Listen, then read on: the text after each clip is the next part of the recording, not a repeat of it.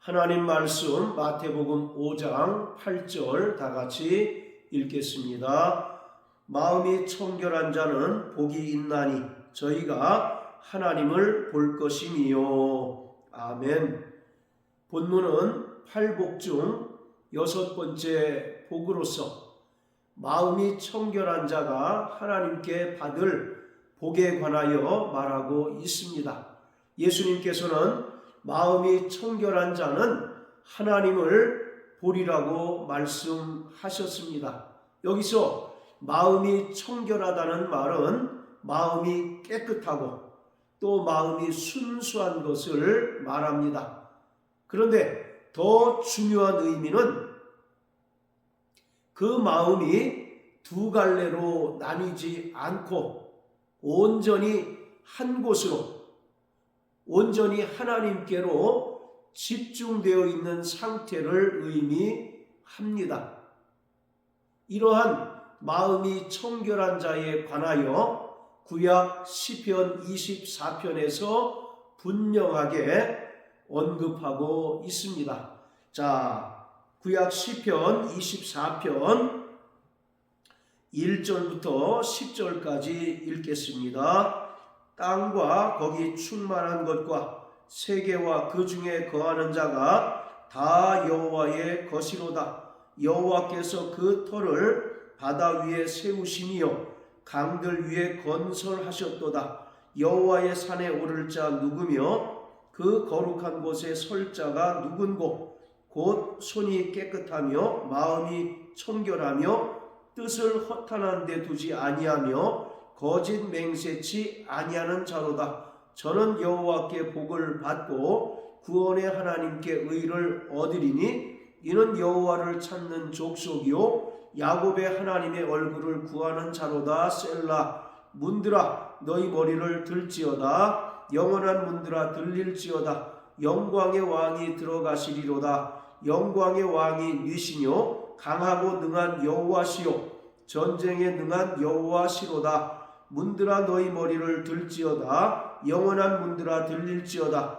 영광의 왕이 들어가시리로다. 영광의 왕이 뉘시뇨 만군의 여호와께서 곧 영광의 왕이시리로다. 셀라.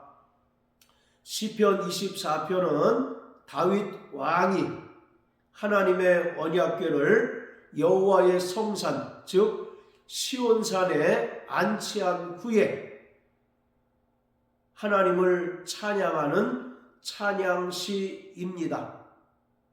다윗 때까지만 해도 모세의 성막 그리고 하나님의 언약궤는 실로라고 하는 곳에 거의 방치되다시피 하였습니다. 이것이 다윗에게 늘 마음에 걸림이 되었습니다. 그래서 다윗은 일생의 수건 사업으로 하나님의 성전을 짓고 그 성전에 하나님의 언약궤를 모셔두기를 원했지만 하나님께서 이것을 허락지 않으시고 다윗의 아들 솔로몬 때에 이르러 비로소 성전을 짓게 하시고 언약궤를 하나님의 성전에 두게 하셨습니다.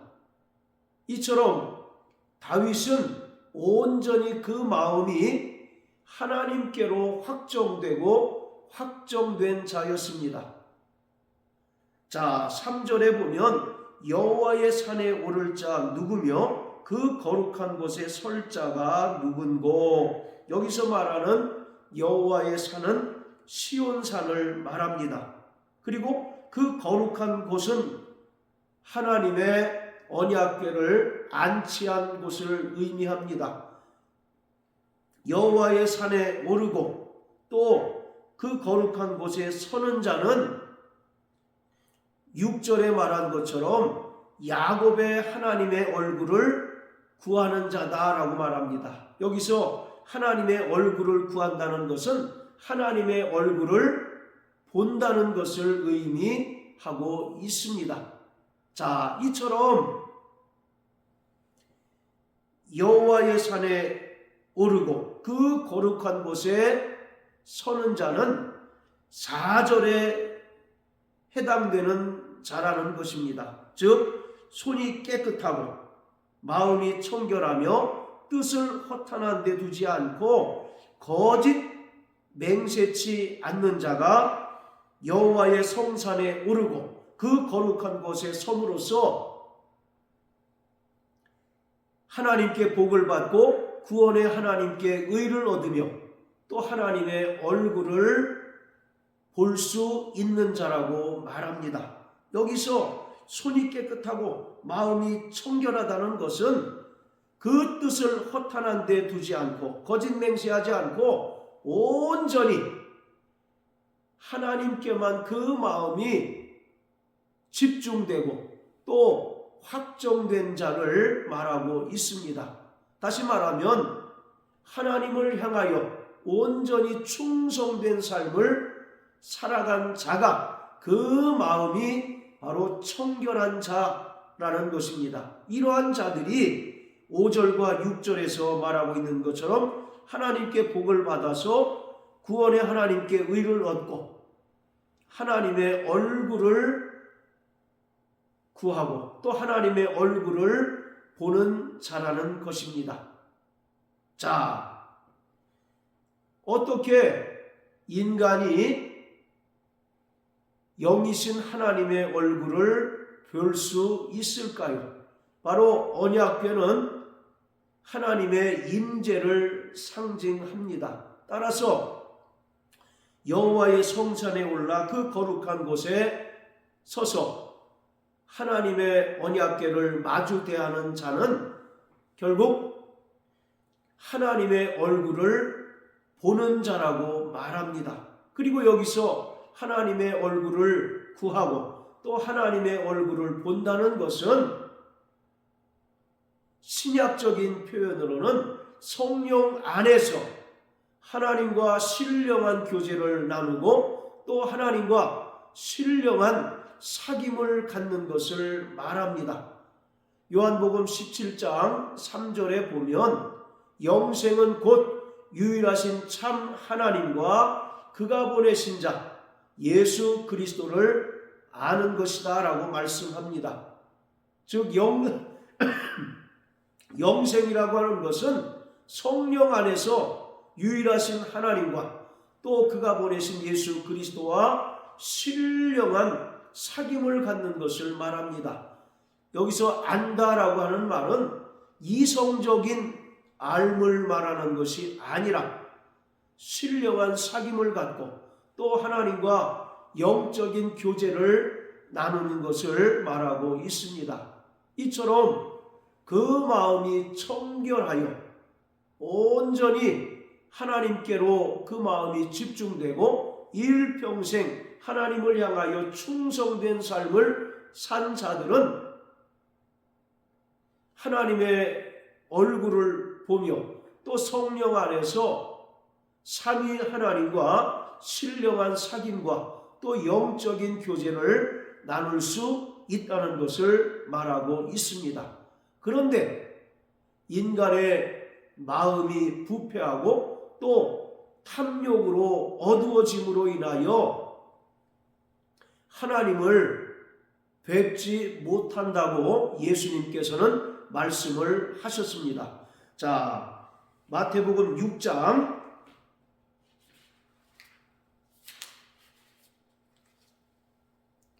22절부터 24절까지입니다.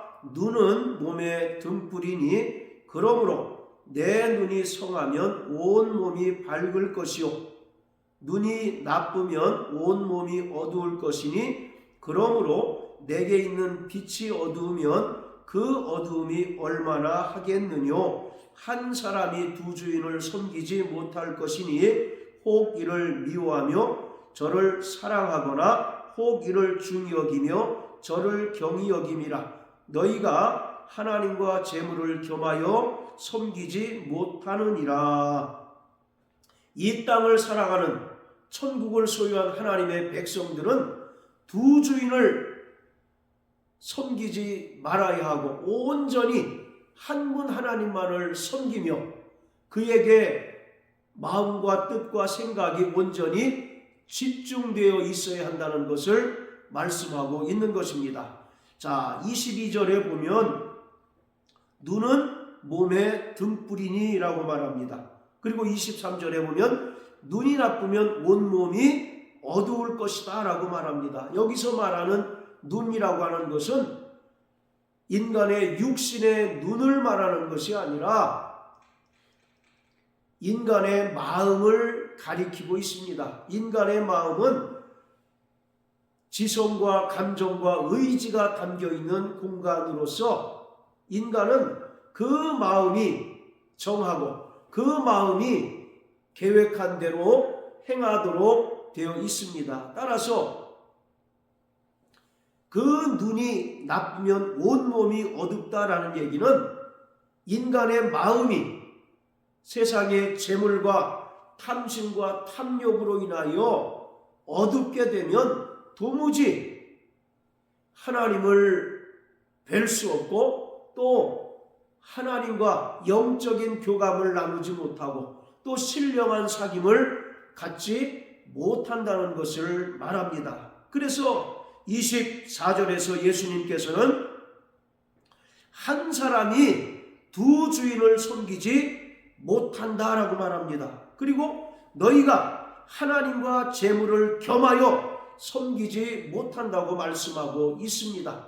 마음과 뜻과 힘과 정성을 다하여 하나님을 섬기든지 아니면 만몬신을 섬기든지 양당간에 결정해야 되지 세상과 겸하여 하나님을 섬길 수 없다는 것입니다. 이러한 자들은 이미 그 마음이 재물에 대한 탐심과 탐욕으로 인하여 어두워짐으로써 결코 하나님을 보지 못하며 하나님과 성령 안에서 신령한 사귐을 가질 수 없다는 것을 분명하게 말씀하고 있습니다. 그렇기 때문에 하나님을 뵙고 하나님과 신령한 사귐을 갖고 날마다 하나님께서 나와 함께 하심을 체험하는 자는 그 마음이 청결한 자가 되어야 합니다. 세상과 겸하여 하나님을 섬기는 자가 아니라 온전히 그 마음이 하나님께로만 집중되고 하나님께로만 확정되어서 하나님을 향하여 충성된 삶을 살아가는 자는 하나님을 뵙고 또 하나님께서 우리와 임마누엘 함께 하심을 날마다 체험하게 됨으로써 세상을 넉넉히 이기고 또 승리할 수 있게 됩니다. 자, 또 야고보서 4장을 다 같이 보시겠습니다. 야고보서 4장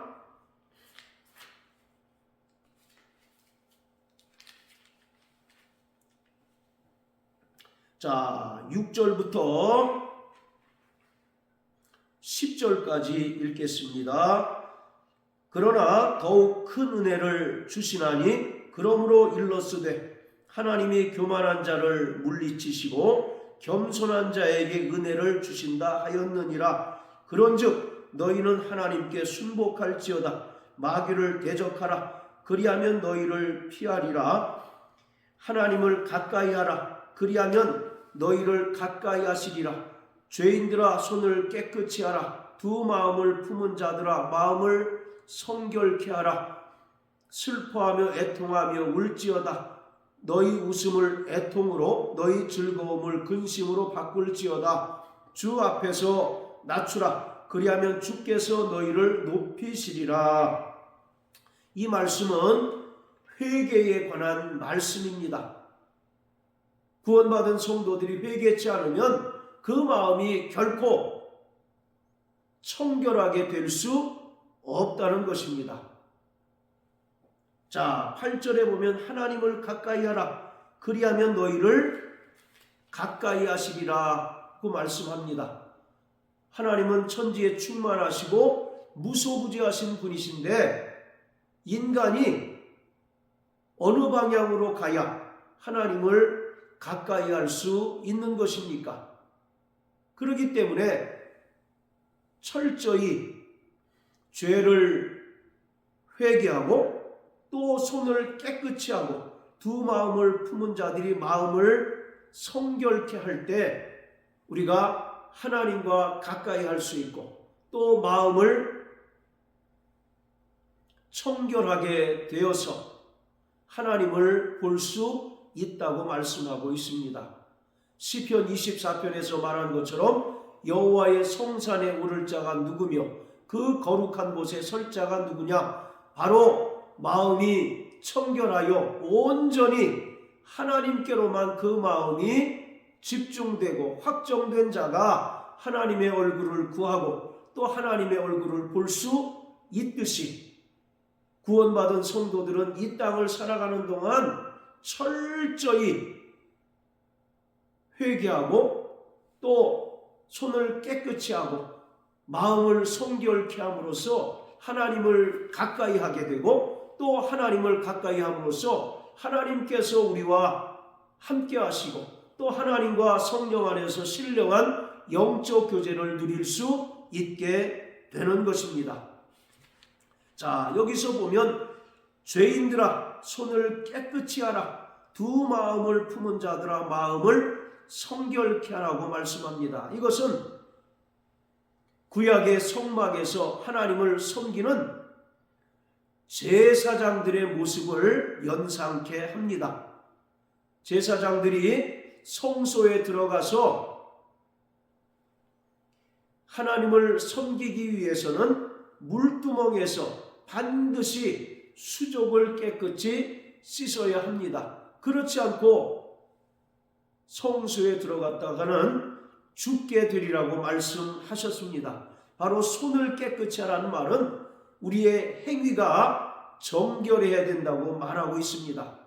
우리가 하나님께 회개하였다면 회개에 합당한 열매를 맺어야 하듯이 우리가 겸손하게 하나님께 회개하였다면 그 삶이 온전히 정결한 삶으로 변화되어져야 합니다. 자, 그리고 두 마음을 품은 자들아 마음을 성결케 하라. 구약의 대제사장이 하나님의 지성소에 들어갈 때에 그 모자를 쓰는데 그 모자에 여호와께 성결이라는 글귀가 쓰여 있습니다.